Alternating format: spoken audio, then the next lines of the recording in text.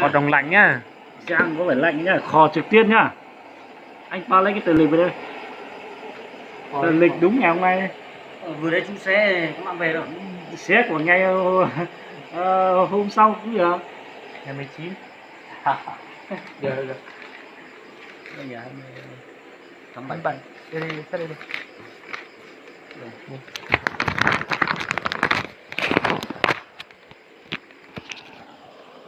Hôm nay là đi thử 2 món đồ. Chắc là xé mất một tờ lịch vứt đi rồi. Xé nó tập chứ. Tờ thứ 2 tờ 19 nhá. Đây kho thử nhá. Kho mông gốc.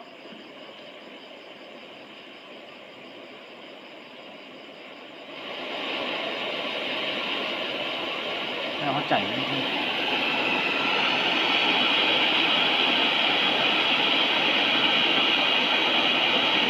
Đây nhiều nóng rồi ra.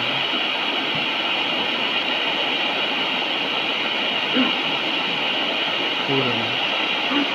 Khô thì xem bản là nó có lạnh hay không. Ngoài ông xem là cứ lấy nào anh. Chảy nước nhỉ? Nó lạnh thì còn nóng rồi chạy thôi.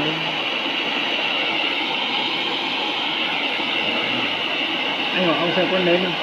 Tôi mua chỉ kia này giờ. Tôi mua chỉ kia à? Chỉ kia. Chỉ kia mềm cơ. Chiếc mì của tàu à? Chiếc mì của tàu này. Cái này của tao à? Tôi mua chỉ mua rồi. Chia nhân làm này. Chỉ kia à? Cái này cái trong bóng của chú là nến à? Nến rồi. Mua hết rồi. Cái đấy là để mình chân nó chảy không đúng không? Cái bóng được không? Tơ bóng ngược, anh lấy một cái tơ bóng ở đây.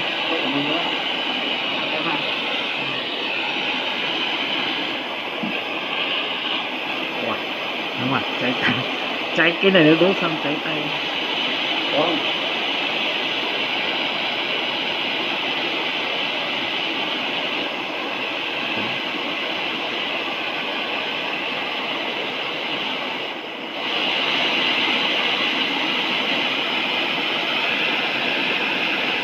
Đúng là nếu mà không lạnh nó đổ rồi đấy nhỉ.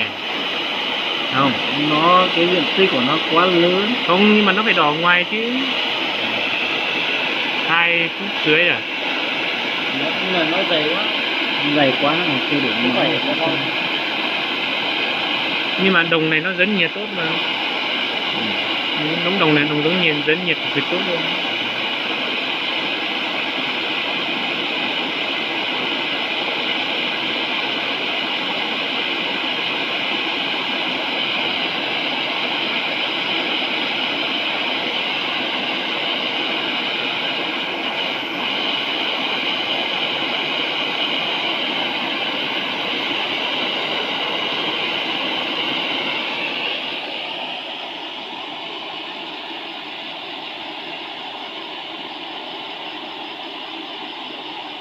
không đỏ luôn.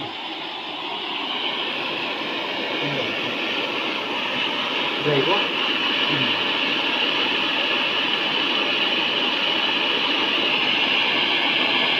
Mười phút đây này. Đi quay đi. Được 3 phút dưới thôi.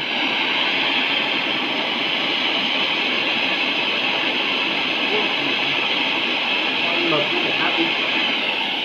Đầy nước.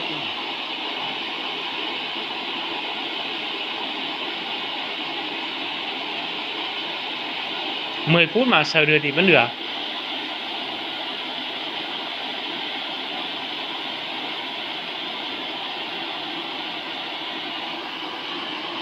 Thì nó không đủ trạng thái đâu, nó dính nguyên trạng thái ban đầu thôi. Nhưng mà nếu mà đúng như vậy thì cả than nó giống gì. Đồng lạnh thì nếu mà đống này rồi thì đồng lạnh, nếu mà cái đống này mà đồng lạnh thì đu la nó phải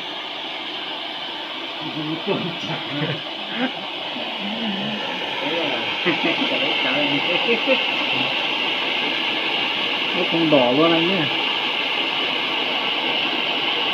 sát 5 phút rồi, chuẩn bị 5 rồi. Chưa, anh quay cái mặt của em vào nữa cho nó chuẩn. Đấy, Nhiều khi mặt nháy thì sao? nhái thì kệ đi. Anh đang nói chuyện đây, tâm mình đang làm việc. Đây khò đúng một chỗ nhá, không khò nhiều chỗ đâu, đúng một chỗ một góc này thôi. Tụ cho khò trực tiếp vào.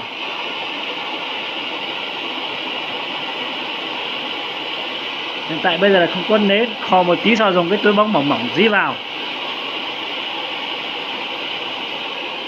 Đây, cái này lấy ra mình cầm đi nhiều cái nữa này. Đấy là giặt quá mà. Không, lúc đầu thì nghĩ là cái đồng đen cơ. Mình cứ nghĩ là cái chất này nó Đúng nhưng mà nó to bằng cái mình so còn tẩy được lâu À, đồng đen mà đồng đen nó có hai loại đấy, á.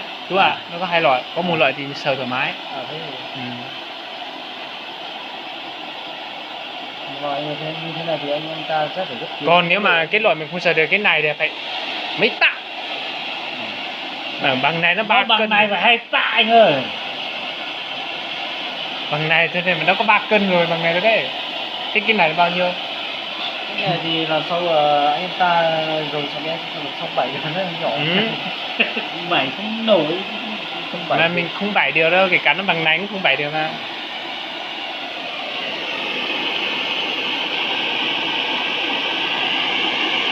Nó cũng đen đen ra đây nhỉ? Mình đèn vào đấy.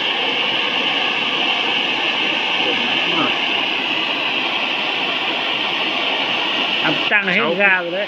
6 phút. Chờ 15 phút đây nhỉ? 10 phút thôi. 10 phút rồi là tiêu chí ăn á. Điều thế này chúng nó về thì tính tiếp.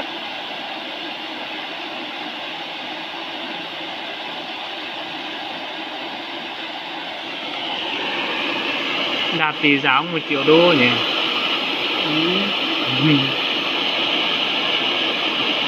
Nói còn bắt ra đi học chú thì đi đọc. Hả?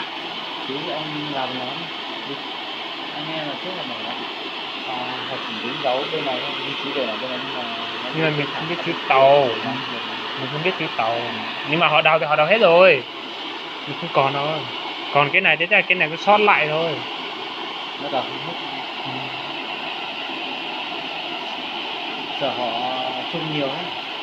Chung nhiều. Đầu. Ôi, nếu mà cái này có tát rồng thì mình nghĩ bán máy sáng. Đúng. Không dò lại được. Rồi lại để dẫn ông cụ đi nữa. Không cần. Ông cụ đi, ông cụ chỉ thì mình đi ra nữa đi.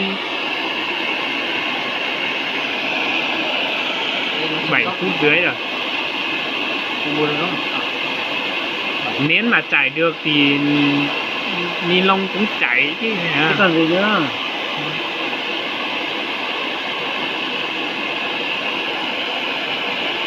Mà tăng thì quá tăng rồi đồng đấy.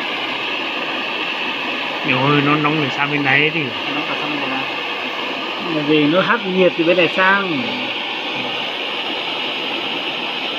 Em không thấy nhiệt phản từ đây sang à?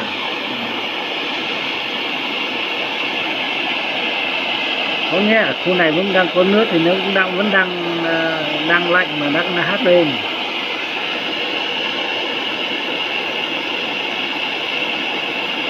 cái này nếu mà đông lạnh ấy, họ mà mình ôm ngủ ấy, cả đêm không ấm bao nhiêu trăng đi ngoài. Nếu mà lạnh thì mình làm thế này nó không bao giờ nấu cái này chứ. Không nóng mà kể cả cái khu này cũng không nóng luôn.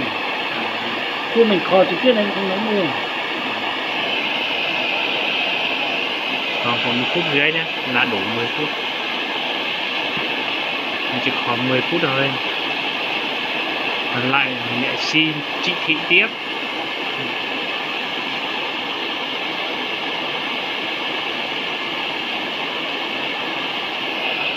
Mấy phút à? 9 phút dưới rồi. Cũng gắn cho nó hơn 10 phút đi lên. Chuẩn bị cái kia đi. Không cần bạn đấy đâu, anh để một chút này. 40 giây nữa mới được. 10 phút. Lừng đi.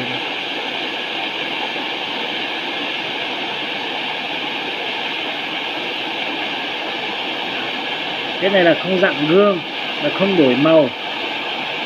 Đấy, đang thử xem có phải đồng lạnh không. Màu thì màu đỏ nhá, không phải màu vàng đâu, đồng đỏ ấy. Được chưa? Hơn 10 phút rồi.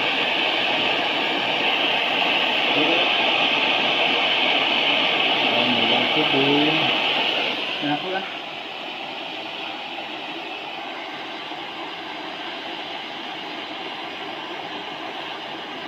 Cũng không thay đổi bao nhiêu đâu nhỉ. Không thay đổi nhiều đâu. Ok. Anh em gì nhá. 10 phút 30. Tắt luôn đi.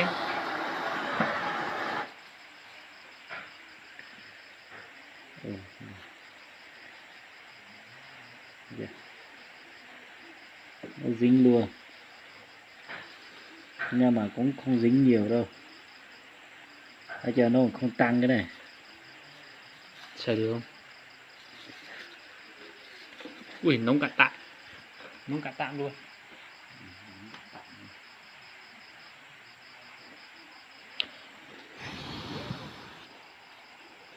Sao đây anh?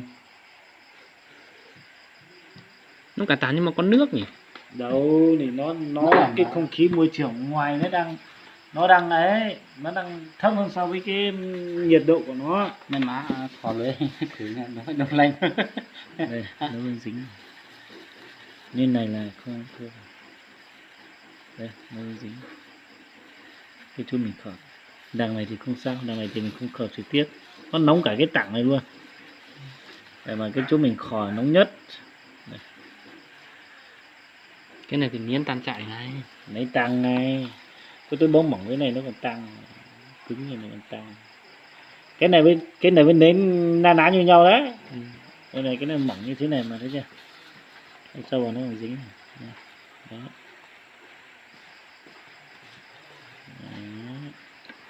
Mẹ anh ta đi thế nào? Cứ đi thôi. Nóng quá. Không cần thế nào rồi đây. Chỗ này nóng cả tạ nhỉ. Thì nó truyền nhiệt mà anh bảo đông rất Kia nhiệt nó đấy. vàng này. Chỗ này thì vàng. Đâu. Hả? Đúng. Không có đâu, đây là cái gì chứ, đây là Đỏ.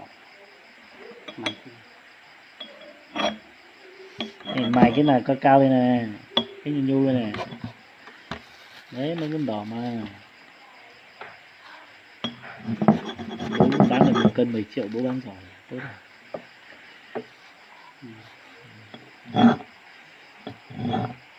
Là màu đồng đỏ hết, không có pha cái gì hết. ta thực hiện ấy sao không nói giờ có tiền giờ nên thực hiện ấy trên không mà ở kia không biết Trồng lia trồng đu mà lên ria tàu không đang làm gì đó đồng nó không quên mất, không đồng nó xong cái anh lấy một trận nó bình cua gì ạ? Cua Giờ lúc nào mà giờ chị cú mà nhiều mình to lên tao vô. lúc đó là ít thôi, là cu rồi mà sẵn nhau là trò mà còn lúc sát tí rồi, còn lúc nó bị chút tăng rồi, còn lúc tủ thì nó bị chút tăng rồi. Đấy sáng của nó là ít một cho nó chào tức là như chỉ dành để trong lấy cu nó là mà còn lúc tủ thì nó bị chút tăng nhiên rồi.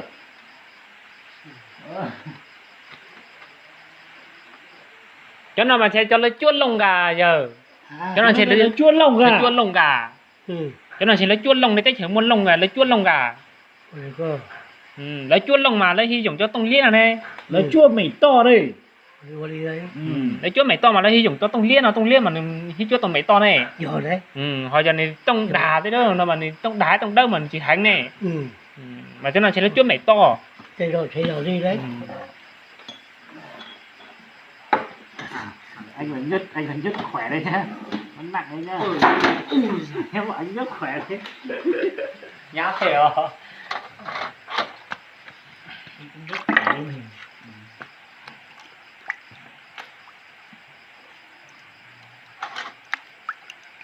Không nguội tí chưa, trời nước nóng luôn. để tiền làm bình thường nhà nó quá thì mấy chỉ xó lên nào mua chỉ chết rùa rò thế này chứ chỉnh từ nữa còn heo cho nên niên là mua niên gì kia đâu mà như rùa rò nó dạy nhẹ thế nào có gì khó đúng không Dạ. dạ thằng ngon của nó có khó bộ nó mà nhiều khó nóng nó sẽ nữa